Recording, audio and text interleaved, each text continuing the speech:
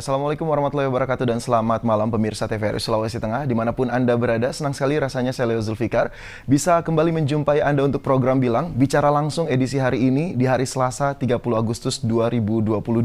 Dan untuk tema kali ini kita mengangkat satu tema yang sangat menarik sekali, yaitu mewujudkan mimpi menjadi Paskibraka Nasional bersama kawan-kawan Purna Paskibraka Indonesia yang bertugas di Istana Negara pada tahun 2022 dan merupakan putra dan putri kebanggaan Provinsi Sulawesi Tengah yang akhirnya bisa lolos dan juga bisa mengibarkan sang merah putih di Istana Negara pada tahun ini. Dan sore menjelang malam hari ini kita sudah bergabung bersama narasumber kita. Yang pertama saya sebutkan namanya Kak Virgiawan Syaputra selaku pelatih Paskibraka Provinsi Sulawesi Tengah. Assalamualaikum, selamat malam Mbak. Kak.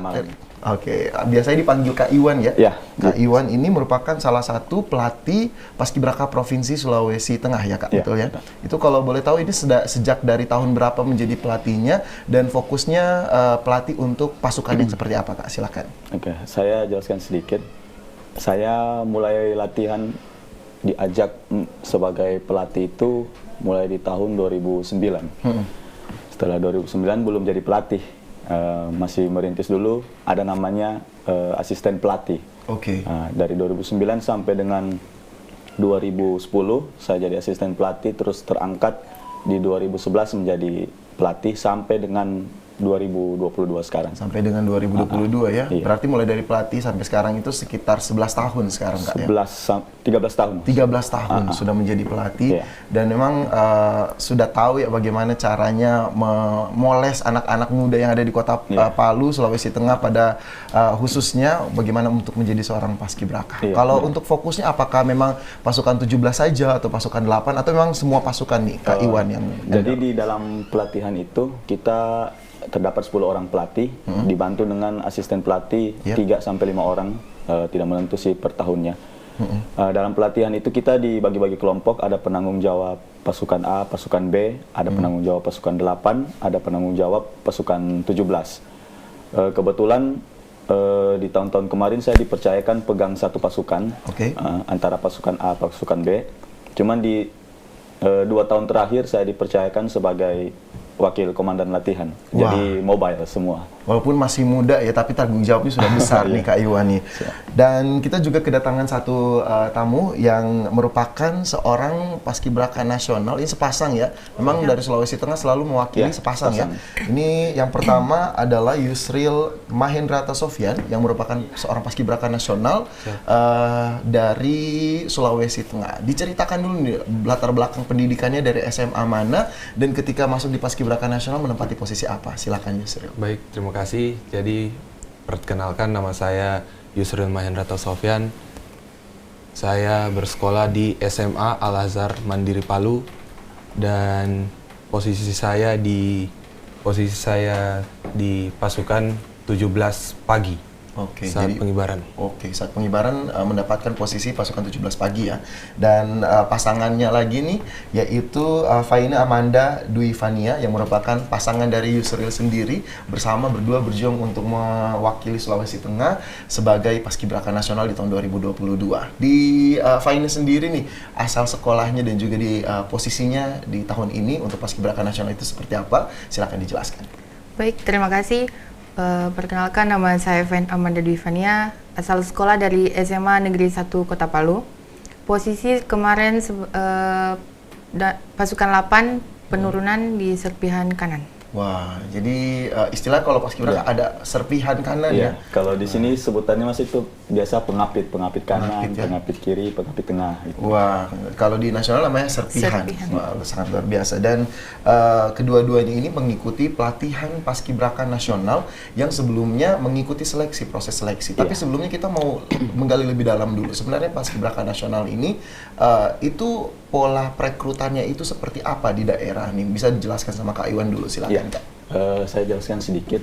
Jadi awalnya itu kan kita bekerjasama dengan selaku penyelenggara Dinas Pemuda Olahraga. Nah, jadi di tiap-tiap sekolah di khususnya provinsi dan kota Palu, kita merekrut kurang lebih 56 orang. 56 jadi orang. Ya, 30 orang itu dari sekolah-sekolah yang berada di kota Palu. Terus 26-nya kita ambilnya dari tiap 13 kabupaten kota sepasang. jadi 26. Jadi totalnya itu 56 orang.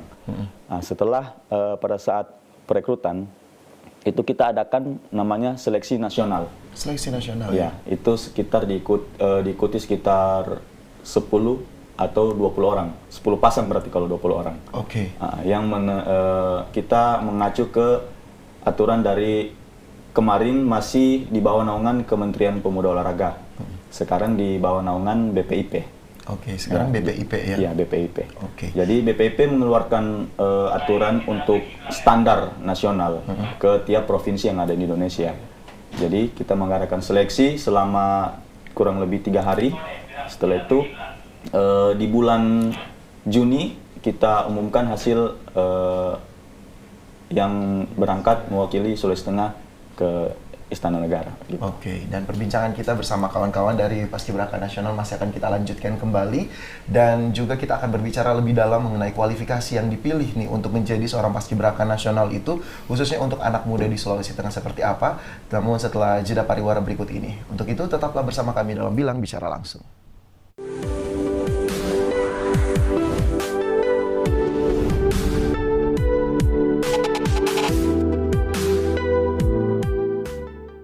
Ya, pemirsa, kembali Anda menyaksikan program Bilang Bicara Langsung dengan tema mewujudkan mimpi menjadi Paskibraka Nasional. Dan malam hari ini kita masih bersama dengan narasumber kita, yaitu Kak Iwan atau Kak Virgiawan Syaputra selaku pelatih Paskibraka Provinsi Sulawesi Tengah. Kemudian kita juga punya Yusril Mahendrata Sofian, Pasnas 2022, dan Faina Amanda Dwivania, Pasnas juga 2022.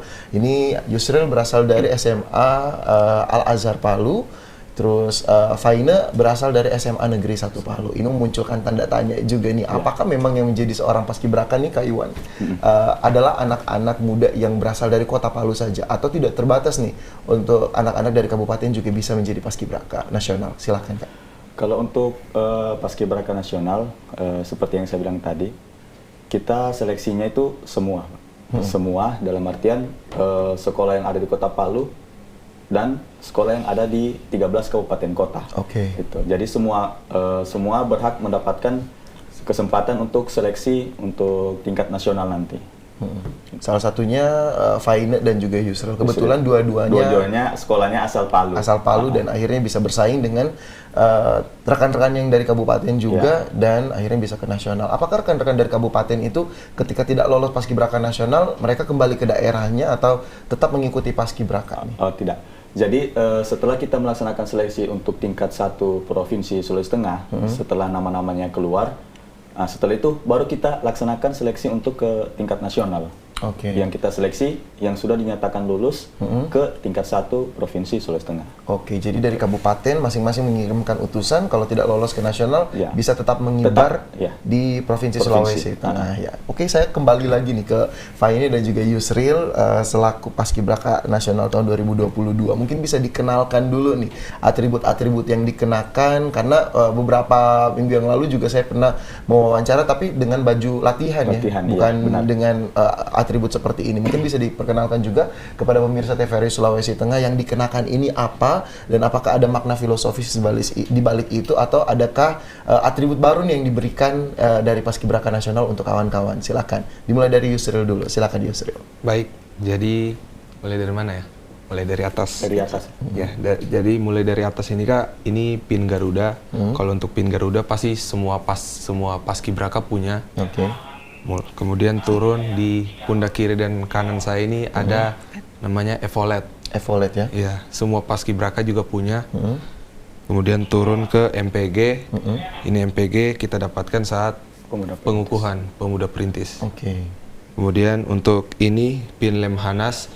Jadi tahun ini di tingkat nasional itu BPIP bekerja sama dengan Lemhanas RI atau Lembaga Ketahanan Nasional Republik Indonesia untuk melakukan pembinaan nilai-nilai kebangsaan bagi kami para calon-calon pemimpin muda di masa depan, khususnya di tahun 2045, yang mana kami nanti saat pandangan mereka tahun 2045 itu kami semua akan menjadi calon-calon pemimpin muda bangsa yang memimpin seluruh negara Indonesia.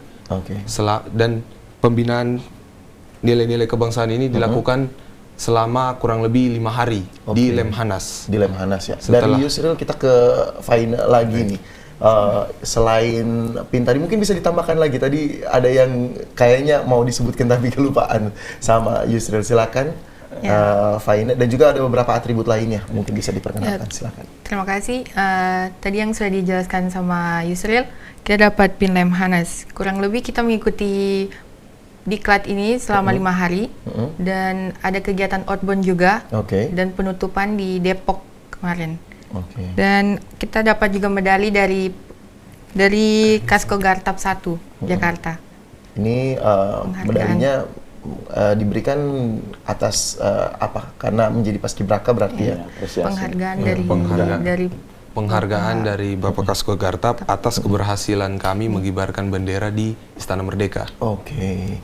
Dan selain itu juga saya penasaran sama yang merah ini, yang di bagian leher ini. Apakah itu seperti kaos ya kelihatannya dari dalam, ataukah seperti apa, mungkin bisa dijelaskan?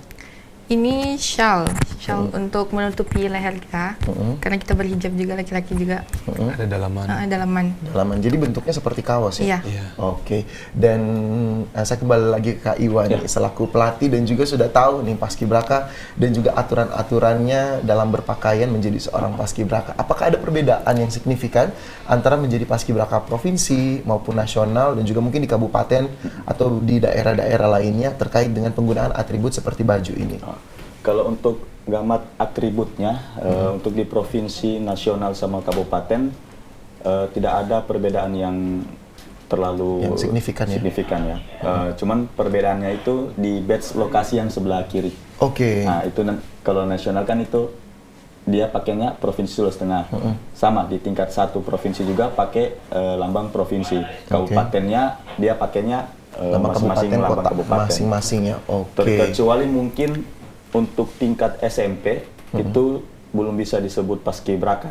Oke. Ya, jadi dia disebutnya paskibra saja. Kenapa belum bisa disebut paskibraka? Ya, karena yang mereka kibarkan di sekolah SMP masing-masing kan masih bendera merah putih ya biasa saja. Jadi kalau di tingkat 1 dan nasional serta kabupaten itu sudah mengibarkan duplikat sangsaka merah putih. Oke, Gitu. itulah Makanya- disebut paskibraka ya, Ya, paskibraka. bukan paskibra. Bukan paskibra. Dan kita kembali lagi nih ke pengalaman dari Yusril dan juga Faina ketika menjadi seorang paskibraka. Punya perasaan atau feeling tidak sebelumnya ketika mengikuti seleksi? Kayaknya saya nih yang bisa menjadi, dan saya kayaknya punya peluang nih untuk menjadi paskibraka nasional di tahun ini. Pernah ada feeling seperti itu tidak ketika melaksanakan seleksi? Dimulai dari Yusril dulu, silakan Yusril. Sebenarnya kalau untuk perasaan sudah yakin seperti itu awalnya tidak ada, karena saya selama seleksi melihat kawan-kawan saya, teman-teman seleksi saya itu semuanya punya potensi masing-masing, punya kemampuan masing-masing untuk bisa bersaing dengan saya, sehingga saya kadang ini lumayan nih, jadi saya harus lebih semangat, lebih tunjukkan kemampuan saya di sini. Dan alhamdulillah Tuhan memberikan kesempatan bagi saya untuk bisa menjadi utusan Sulawesi Tengah. Oke, kalau dari Faina sendiri bagaimana? Ya tentunya tidak menyangka Kak, saya bisa mengikuti seleksi nasional. Itu berkat dukungan orang tua juga. Saya bisa mengikuti seleksi nasional. Dari melihat teman-teman yang lain juga, mereka memiliki potensi. Jadi kita harus saling bersaing, harus menunjukkan yang terbaik lagi. Oke. Terkait dengan pengalaman yang diikuti, Yusril dan juga Faina ketika mengikuti seleksi menjadi seorang paskibraka nasional, proses apa sajakah yang dilewatkan ketika teman-teman mengikuti seleksi nih? Dari mulai menjadi anak SMA biasa nih, akhirnya masuk paskibraka dan mengikuti proses seleksinya. Apa saja sih kualifikasi yang Faina lewati untuk menjadi seorang paskibraka nasional? Kalau dari sekolah Kak, kita mengikuti seleksi dari ukur tinggi berat badan. Setelah itu kita ikut seleksi provinsi. Di provinsi kita ikut sama seleksi tinggi berat badan, wawancara, tes minat bakat, dan samapta. Oke.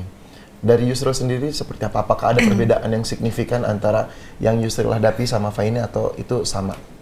Kalau saya sih sama Kak, cuman perbedaannya kalau di SMA saya itu selain tes tinggi berat badan, kami juga sempat dites untuk PBB awal. Jadi senior-senior saya juga ingin melihat kemampuan dasar kami dalam melakukan PBB. Nah, Gitu. dari Kak Iwan sendiri ini melakukan seleksi sebagai pelatih yang melakukan seleksi untuk adik-adik calon paskibraka untuk menjadi seorang paskibraka. Apakah ada treat yang berbeda? Maksudnya cara perlakuan yang berbeda antara paskibraka prianya dan juga paskibraka perempuan ketika mereka mengikuti proses seleksi, Kak? Jadi untuk masalah proses seleksi, perbedaan antara untuk paskibraka yang putra dan putrinya, kami sesuai aturan yang ada. Untuk saya bicara masalah standar tinggi dulu. Oke. Untuk tinggi berat badan itu ya harus berimbang, minimal stakes 1, stakes 2 lah. Kalau tinggi untuk yang putra itu kita terima. Sebelumnya stakes 1, stakes 2 itu seperti apa, Kak? Mungkin bisa Stakes 1 dijelaskan. itu seperti halnya seleksi TNI Polri dan sekolah kedinasan lainnya. Jadi tinggi badan itu dikurangi dengan 110. Oke. Itu mendapatkan hasil berat badan. Oke. Gitu. Jadi kalau tinggi badan putra untuk paskibraka tingkat 1 provinsi, kami standarnya itu 170 cm. 170 cm. Berat badannya menyesuaikan dengan melihat yang stakes yang saya bilang tadi. Untuk yang putrinya, kami ambil tinggi 165 untuk yang putri. Beda lagi kalau untuk seleksi ke nasional. Kalau ke nasional sendiri itu tingginya itu harus di atas 170 ke atas. Kalau yang putri dia 168 sampai 170 itu sudah bisa. Oke. Itu. Dan melihat potensi dari anak-anak muda di Sulawesi Tengah sebagai pelatih, susah tidak sih, Kak, untuk mencari anak-anak muda dengan stakes seperti itu yang Kakak berikan standar? Apalagi kalau melihat anak-anak muda yang ada di Sulawesi Tengah mencari tinggi badan 170 itu lumayan susah lah. Untuk perempuan saja 165 itu lumayan susah. Itu bagaimana, Kak? Jadi kemarin memang kita melihat perkembangan yang ada di beberapa tahun 3 sampai 5 tahun terakhir ini memang untuk mencari porsi tinggi seperti itu memang sudah agak susah dibanding kemarin-kemarin, Mas. Kemudian tapi alhamdulillah selama berjalannya seleksi ini sampai di tahun 2022 kuota untuk tinggi badan yang seperti saya bilang tadi itu alhamdulillah masih ada, kita dapat dan masuk lah. Itu. Kita juga melihatnya walaupun putrinya misalnya tingginya 165 standar, tapi kalau ada di bawah sedikit seperti 164, 164 itu kita melihat dari performanya lagi. Oke. Oh, anak ini bisa nih. Kan seleksi bukan cuma ukur tinggi dan berat badan saja. Setelah ukur tinggi berat badan, ada namanya seleksi peraturan baris berbaris dasar, seleksi samapta fisik, dengan seleksi kemampuan. Itu. Kemudian bedanya nanti pada saat seleksi nasional itu ada namanya seleksi ideologi Pancasila yang dilaksanakan oleh BPIP. Jadi alhamdulillah Yusril kemarin hasil seleksi untuk ke nasional, seleksi ideologi Pancasilanya alhamdulillah dapat nomor 1. Wah, gitu. Jadi sangat tinggi ya untuk posisinya. Dan ini sangat menarik ketika kita berbicara soal mengikuti seleksi paskibraka, itu bukan cuma tinggi dan berat badan saja yang dilihat, tapi juga peraturan baris berbarisnya dan juga terkait dengan ideologi Pancasila. Itu membuat anak-anak muda juga akhirnya berpikir 2 kali. Kayaknya saya berpikir awalnya dengan tinggi badan saya bisa nih lolos, tapi ternyata banyak tahapan-tahapan lagi yang harus dilewati. Bukan hanya tinggi badan saja. Betul sekali. Kita kembali lagi nih ke pengalaman Yusril dan juga Faina ketika menjadi seorang paskibraka nasional. Ada istilah desa bahagia nih, mungkin bisa diceritakan dan juga dibagikan ke pemirsa TVRI Sulawesi Tengah terkait kehidupan Yusril dan juga Faina ketika mendapatkan pengalaman ketika tinggal di desa bahagia. Dimulai dari Yusril dulu. Seperti apa tuh desa bahagianya? Jadi desa bahagia itu merupakan sistem yang dijalankan oleh Badan Pembinaan Ideologi Pancasila untuk untuk pendekatan terhadap antara pengasuh dengan kami para paskibraka ini. Jadi mereka melakukan pendekatan dalam hal ini adalah pendekatan di mana mereka antara pengasuh dan paskibraka itu bisa saling terikat seperti seorang keluarga.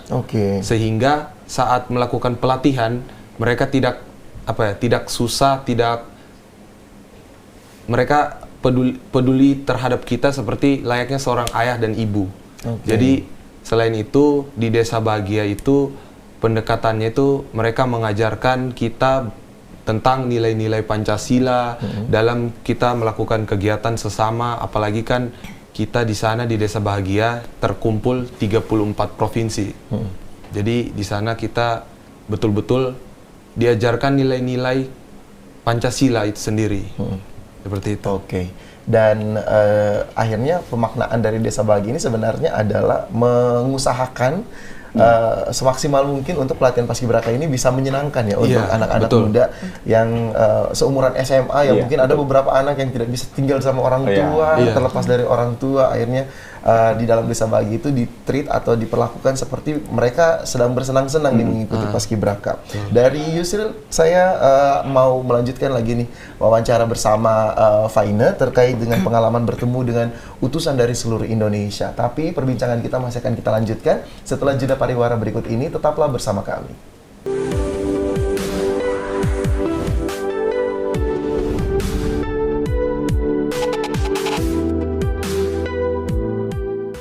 Ya, kembali Anda menyaksikan program Bilang untuk edisi hari ini dengan tema yang sama, yaitu wujudkan mimpi menjadi paskibraka nasional bersama kawan-kawan Purna Paskibraka Indonesia yang berasal dari Sulawesi Tengah dan juga pelatih paskibraka Provinsi Sulawesi Tengah.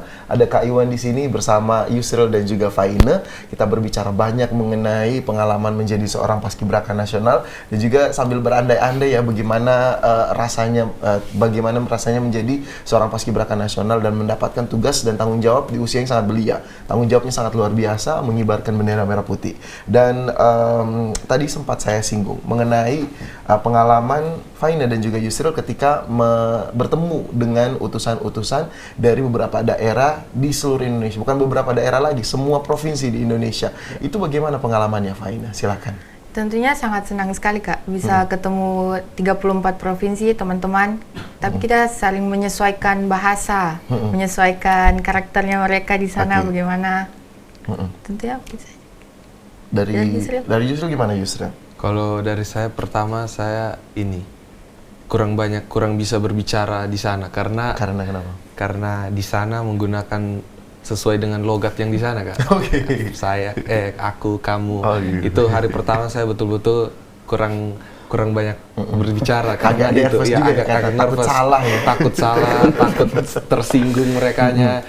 Tapi alhamdulillah makin hari mulai bisa berbicara, berbincang dan akhirnya kita semua bisa saling komunikasi dengan baik.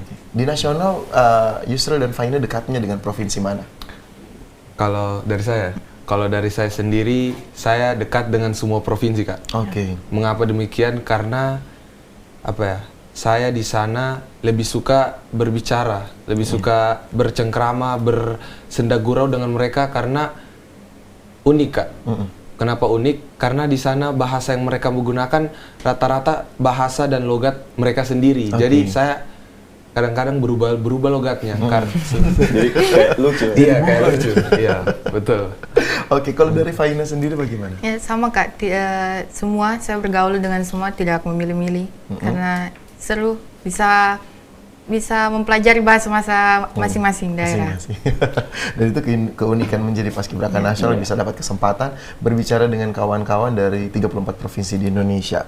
Nah, dari Kak Iwan sendiri melihat peluang dari Sulawesi Tengah di kancah nasional nih, di paskibraka nasional itu seperti apa? Karena kita melihat posisi dari Faina ini menjadi posisi yang sangat strategis ketika dia terpilih menjadi serpihan di pasukan 8 nih, yang merupakan tanggung jawabnya sangat luar biasa. Ataukah dari Sulawesi Tengah sendiri ini kali pertama nih Faina Sulawesi Tengah mendapatkan posisi seperti ini? Silakan Kak. Jadi di tahun ini alhamdulillah kita Provinsi Sulawesi Tengah mengutus Yusril dan Faina. Yusril alhamdulillah juga dimainkan di pasukan 17 pagi pelaksanaannya. Terus Faina dimainkan di pasukan 8. Jadi pasukan 17 itu sebagai pasukan pengiring, pasukan 8 itu sebagai pasukan inti, dan ada namanya pasukan per 5 itu sebagai pasukan pengawal. Itu dari TNI Polri. Kalau di istana itu dari Pas Pampres. Kalau kita di provinsi dari Angkatan Darat, Angkatan Laut, dan Angkatan Kepolisian. Udara. Angkatan Udara tahun ini belum bisa bergabung. Ya, oke. Jadi di posisi Amoy, kita bersyukur sekali Sulawesi Tengah dipercayakan menempati posisi pasukan 8 pengapit apa? Serpihan. Serpihan. Oke. Kalau kita di sini memang bilangnya pengapit. Pengapit ya. Serpihan atau pengapit sebelah kanan ya. Nah, itu posisi yang bisa dibilang susah. Saingannya itu banyak. Apalagi dari 34 provinsi. Iya. Sedangkan di provinsi saja kita melihat dengan posisi itu saingan dari kabupaten kota, belum lagi sekolah-sekolah yang ada di kota, apalagi di tingkat nasional. Itu suatu pencapaian yang luar biasa menurut saya. Ya, walaupun memang semua posisi itu sebenarnya sama saja, karena saling membutuhkan. Oke. Dan untuk prestasi di Sulawesi Tengah nih, pas dapat posisi pasukan 8 nih, apakah ini kali pertama nih untuk Sulawesi Tengah atau sebelumnya sudah ada pengalaman seperti ini? Jadi untuk di nasional, Provinsi Sulawesi Tengah itu diperhitungkan juga. Kemarin di tahun 2003 itu kita dapat posisi Danton 8 pagi dengan pembawa baki pagi. Oke. Nah, gitu. Kemudian di 2009 juga yang putrinya itu pasukan 8 sore, yang putranya Danton 8 pagi. Oke. 2010 Danton 8 pagi, 2011 Danton 17 pagi. Kemudian di 2019 main 2 kali pagi sore. Wah, sangat luar biasa ya, bisa dapat kesempatan mengibar di istana negara dan bisa pagi juga bisa Iya, sore. bisa Itu sore. kesempatan yang sangat luar biasa. Saya kembali lagi nih terkait dengan pelatihan. Teman-teman, pusat pelatihan ini dipusatkan di daerah Cibubur. Itu mendapatkan pengalaman seperti apa nih proses pelatihannya yang dihadapi ketika teman-teman dipusatkan di pelatihannya di Cibubur? Apakah sama dengan pelatihan yang diterima di provinsi atau di nasional ini beda? Ada treat yang berbeda diberikan dari pelatihan yang ada di daerah Cibubur? Silakan Faina. Kalau untuk pelatihan hampir sama saja dengan provinsi, Kak. Tetapi itu lapangannya. Lapangannya yang luas, terus di sana untuk itunya tidak terlalu berat sih, pemanasannya tidak terlalu berat dengan Berarti lebih berat di provinsi. kayaknya sih. Kalau untuk saya sih, menurut saya sama saja, tidak ada perbedaan. Tetapi di sana karena mungkin durasi waktu yang dijalankan itu pelatihannya mulai dari jam 7 pagi kita sudah mulai start latihan sampai dengan jam 4:30 kita sudah selesai. Itu sih yang menjadi perbedaan. Oke, dan agak berbeda ya dengan Iya, provinsi yang berbeda. biasanya mulainya pulang sekolah nih. Iya, kalau kita di sini kan keterbatasan waktu juga. Jadi kita latihannya di kantor gubernur itu mulai dari jam 3 sore sampai jam 9 malam. Oke. Kecuali di hari Sabtu dan Minggu biasanya kita ambil waktu pagi. Oke, dan saya kembali lagi nih ke Yusril. Tadi bercerita bahwa Yusril posisinya pasukan 17, Faina pasukan 8. Apakah memang pasukan ini sudah pakem nih ketika Yusril sama Faina diberangkatkan ke Jakarta, Faina langsung ditempatkan di posisi 8, Yusril di posisi 17, atau ini berganti-ganti nih posisinya ketika di Jakarta? Bisa diceritakan Yusril seperti apa? Silakan. Jadi, makasih. Jadi dari tim Garnisum selaku tim pelatih untuk paskibraka tingkat pusat ini melakukan rolling posisi. Tujuannya untuk melihat masing-masing potensi tiap utusan daerah. Kebetulan alhamdulillah di hari pertama pelatihan itu saya dipercaya sebagai Danpok 17. Jadi mohon maaf, Danpok 17 itu maksudnya Danton 17. Oke. Jadi di sana orang sebutnya Danpok, Kak. Danpok, benar kelompok ya? Iya, betul. Oke. Ya. Untuk Danpok 17. Kemudian karena saya saking semangatnya, karena teman-teman di sana udah pada ini, Kak, sudah pada percaya gitu kalau saya bakal dimainkan. Padahal 2-3 hari setelah mengikuti pelatihan itu, pelatihan awal itu saya karena saking semangatnya, akhirnya suara saya habis, Kak. Suara saya habis, kemudian tenggorokan saya sempat sakit. 3-2 hari akhirnya saya diganti lagi, dimainkan lagi di kelompok 17. Nah, kemudian Setelah itu saya dipindahkan di kelompok 8 lagi, dicoba kembali sebagai Danpok 8 atau Danton 8. Dan itu saya jalani sampai dengan mengikuti gladi di istana. Saya posisinya sebagai Danpok 8 tetapi sebagai cadangan. Oke. Seperti itu kalau saya. Oke, kalau dari Faina sendiri seperti apa? Ya, makasih Kak. Kalau saya awal latihan itu masuk pasukan 17 barisan keempat. Setelah itu di rolling lagi jadi pasukan 17 ke barisan ke-6. Nah, setelah itu nanti gladi kotor, saya diganti ke pasukan 8 di serpihan kanan. Oke, jadi agak ini ya berubah-berubah ya, dan ini tanggung jawabnya luar biasa juga, dikasih challenge untuk bisa menempati beberapa tempat supaya kita tidak tahu ya ke depannya seperti apa, dan akhirnya pada saat pengibaran harus menerima untuk mendapatkan posisi seperti itu. Dan ada yang unik nih, berbeda, bukan dibilang berbeda juga sih, karena teman-teman di situ pasti punya pengalaman bertemu pejabat negara. Kalau di provinsi ya pasti ketemu kepala dinas nih, gubernur nih secara langsung. Sedangkan kawan-kawan yang menjadi paskibraka nasional bertemu dengan pejabat-pejabat negara yang biasanya kita cuma lihat di televisi dan sekarang bisa melihat langsung. Itu perasaannya seperti apa, Yusril? Yang pasti perasaannya sempat tegang tapi diselingi dengan rasa bangga karena bisa, yang awalnya cuma lihat di TV tetapi dikasih kesempatan bisa melihat langsung. Jadi kebetulan kita berdua ketemu ini Kak, hanya ketemu yang secara langsung dilihat itu ini Menteri BMKG ya, Menteri BMKG. Kemudian itu sih Kak, secara langsung. Kalau Bapak Presiden Jokowi ya, pas pengukuhan juga ketemu Bapak Presiden dan Bapak Wakil Presiden. Kemudian Panglima TNI, Kapolri, juga ada beberapa artis, bisa lihat langsung depan mata. Itu satu kebanggaan. Setelah di nasional sudah ketemu beberapa pejabat negara termasuk dengan Presiden Republik Indonesia, kembali ke daerah juga pasti dieluk-elukan masyarakat dan juga pasti keliling. Apalagi kemarin saya sempat lihat sempat jalan-jalan ke Polda Sulawesi Tengah juga. Pas penjemputan. Pas penjemputan itu seperti apa nih agenda-agenda yang dilewati Faina ketika menjadi seorang paskibraka nasional dan bertemu dengan pejabat di daerah? Tentunya itu punya kebanggaan tersendiri Kak. Ya, bisa bangga bisa bertemu dengan pejabat-pejabat yang terkenal gitu. Sangat bangga. Dan di Sulawesi Tengah sendiri ketemunya sama siapa saja waktu itu? Kemarin ketemu Pak Danrem, ketemu Pak Irwasda, dan ketemu Pak Karo SDM. Oke, wah sangat luar biasa ya, bisa akhirnya hanya dengan paskibraka ya mereka bisa mendapatkan kesempatan yang luar biasa, di mana anak-anak muda lain belum tentu bisa ketemu langsung dengan presiden dan juga kepala-kepala pemerintahan di pusat maupun di daerah.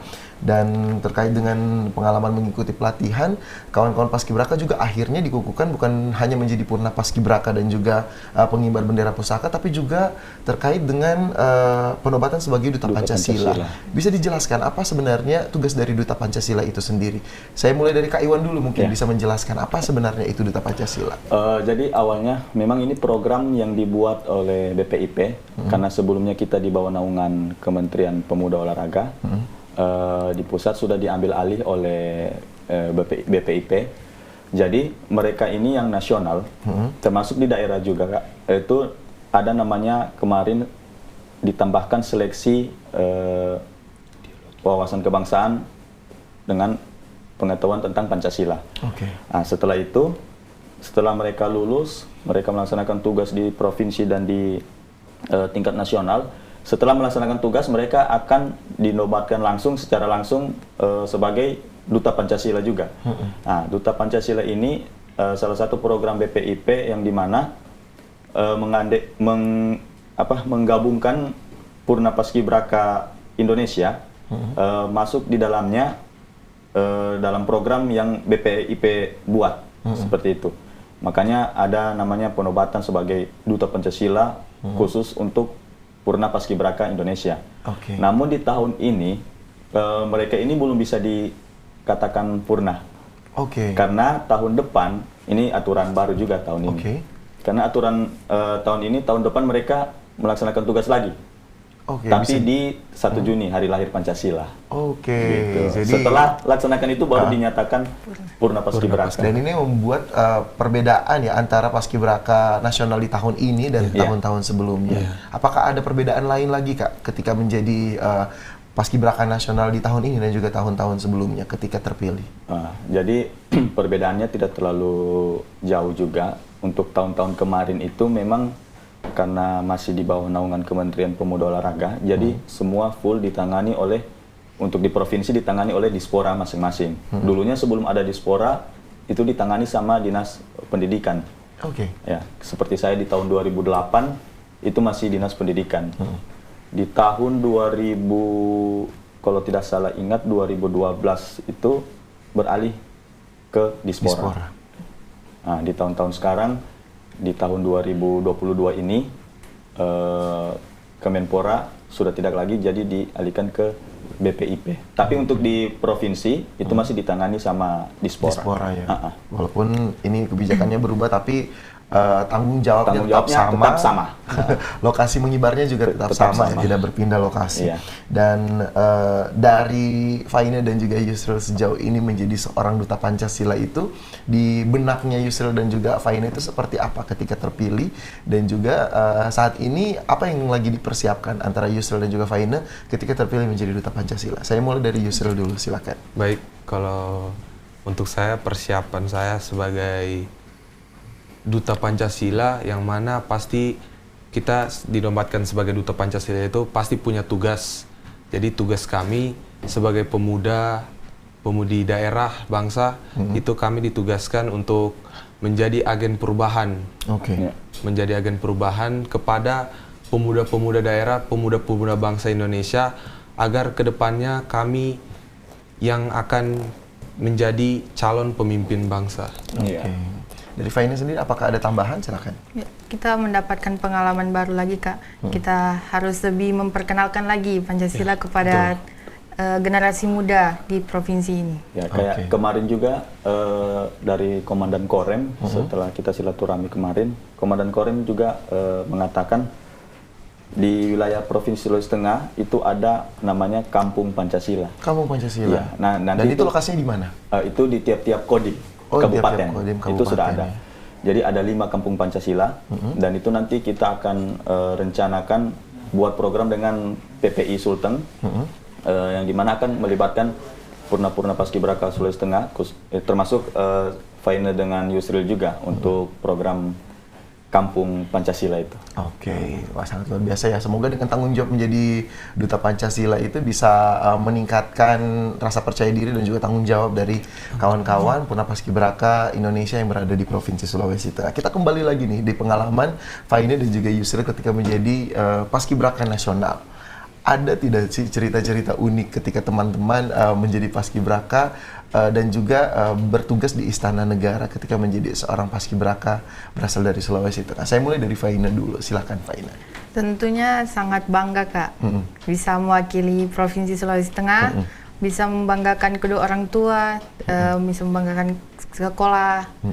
Di sana sangat senang bisa. Senangnya. Apakah ada cerita unik atau lucu? Karena kemarin beberapa minggu yang lalu saya sempat mewawancarai Gita Bahana Nusantara, dan akhirnya mereka cerita kalau ternyata menjadi Gita Bahana Nusantara ketika ketemu dengan presiden kita nggak boleh goyang-goyang atau seperti apa. Kalau Faina sendiri pengalaman uniknya seperti apa di sana?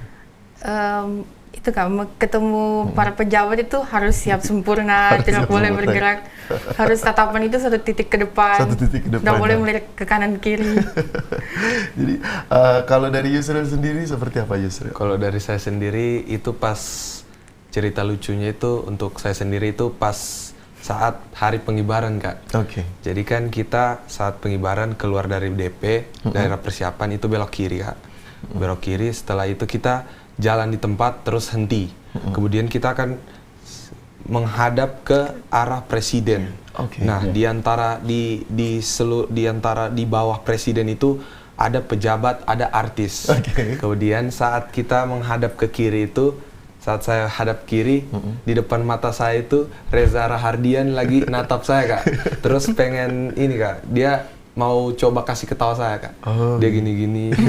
Tapi saya harus tetap Harus tetap Sempurna. fokus ya. Iya. Fokus satu titik ke depan, walaupun itu ya itu sih cerita lucu tersendiri.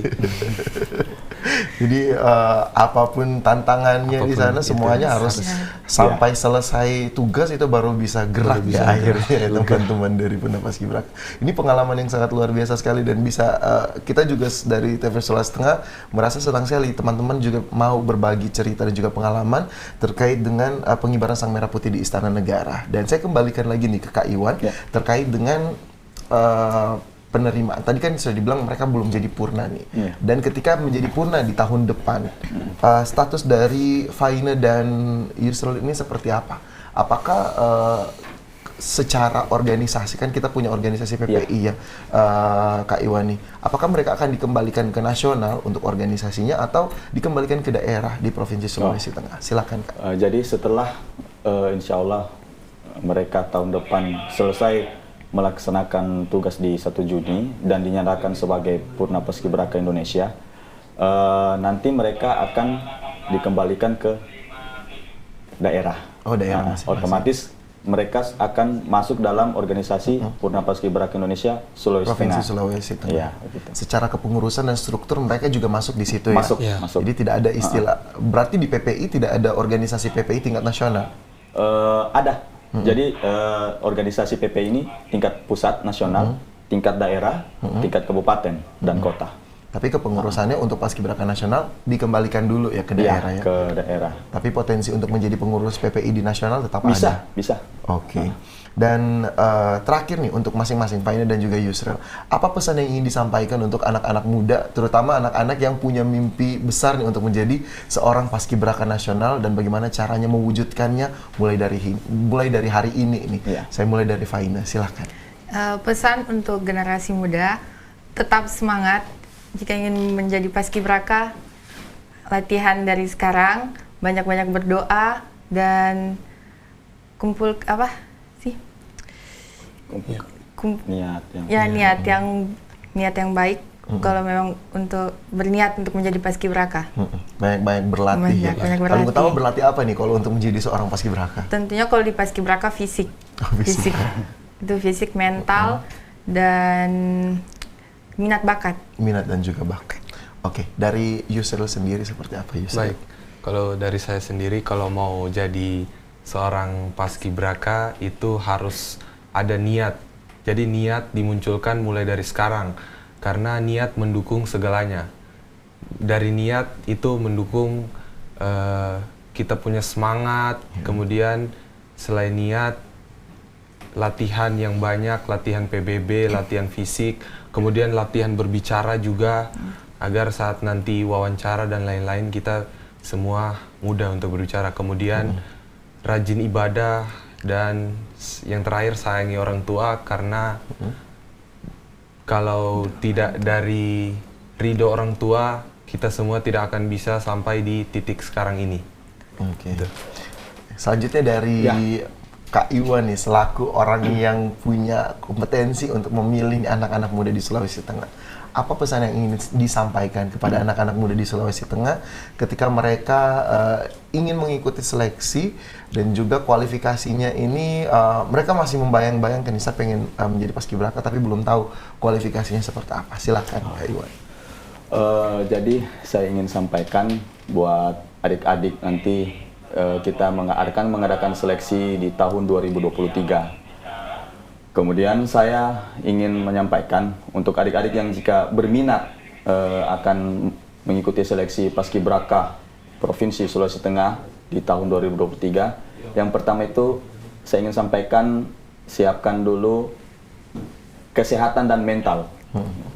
Karena di mana-mana kalau mental kita rusak, semua pasti rusak, mulai dari fisik, kesehatan, dan lain itu pasti hancur. Siapkan fisik, siapkan mentalmu, siapkan kesehatanmu. Ya seperti saya bilang tadi, tinggi dan badan sudah kita tentukan. Kemudian jika nanti dibuka pendaftaran di sekolah masing-masing, silakan isi formulir, silakan ikuti latihan di sekolah. Karena kita menyeleksi paskibraka ini bukan cuma PBB saja, tapi juga ada beberapa kriteria yang harus terpenuhi. Jika dari salah satu kriteria itu tidak terpenuhi, ya otomatis kita memilih yang terbaik. Ya, semuanya ingin memberikan yang terbaik. Iya. Dan Sulawesi Tengah juga ingin memberikan yang terbaik juga di nasional melalui Paskibraka ya. Dan statement dari Kak Iwan juga menjadi akhir dari perjumpaan kita untuk program Bilang edisi hari ini dengan tema Wujudkan Mimpi menjadi Paskibraka Nasional bersama Kak Virgiawan Saputra selaku pelatih Paskibraka Provinsi Sulawesi Tengah, Yusril dan juga Faina selaku Paskibraka Nasional. Belum purna ya Paskibraka Nasional di tahun 2022. Sangat luar biasa karena kesempatannya mengibar 2 kali nih. Tahun depan bisa mengibar lagi tanggal 1 Juni ya, 1 Juni 2023. Dan pemirsa, tuntas sudah kebersamaan kita untuk program Bilang edisi hari ini. Kita akan berjumpa kembali untuk program Bilang setiap hari Selasa, Rabu, dan Kamis pukul 6 sampai pukul 7 waktu Indonesia Tengah. Dan akhirnya saya Leo Zulfikar mewakili kerabat kerja yang bertugas harus pamit undur diri. Wassalamualaikum warahmatullahi wabarakatuh. Selamat malam dan sampai jumpa.